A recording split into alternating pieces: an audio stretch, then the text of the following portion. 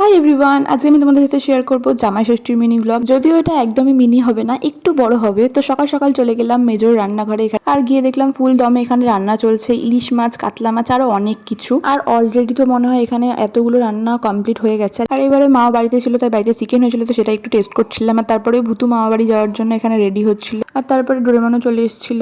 আর এখানে ও হেলমেট খুলতেই চাইছিল না, অন্য বাচ্চারা পড়তে চায় না আর ও খুলতে চাচ্ছিল না। যাই হোক, আর এদের দুজনের ড্রেস তো একদম ম্যাচিং ম্যাচিং হয়ে গেছে। তারপর ওরাও বেরিয়ে পড়লো। হেলমেট পরে ওর মাথা পিছন দিকে চলে যাচ্ছে, কিন্তু তাও হেলমেট খুলবে না। তারপরে ওকে টাটা করে আমরা চলে এলাম ফল কাটার জন্য। আর এখানে এক হাঁড়ি মিষ্টি দই এনেছিল মেজেটু, তো সেখান থেকেই হাফ কেটে আমি প্লেটে নিয়ে নিলাম, যেহেতু এখন দেবে মেজো। আর এই মিষ্টির হাঁড়ি থেকে দই কাটতে তো আলাদাই রকম ভালো লাগে, তো সেটাই এখন করে নিলাম। এরপর জামাইবাবু বসে গেছিল, আর প্রতিবারের মতো জামাইবাবুর সাথে সোনুও বসে। তো এখানে মেজো সবকিছু দিচ্ছিল, চিড়ে, দই, মিষ্টি, ফল, তারপর আরো অনেক কিছু ছিল। আর আমরাও বসে থাকতে না পেরে আমরাও হামলা করে দিলাম খাবার দাবারের উপরে। এরপর চলে গেলাম আমাদেরই গাছ থেকে এই পান পাতাগুলো তুলতে। আর তারপরে ঠিক এরকম ডেকোরেশন করেছিলাম। ডেকোরেশনের ভিডিও তো আগেই দিয়ে দিয়েছি, তোমরা দেখেছো অবশ্যই।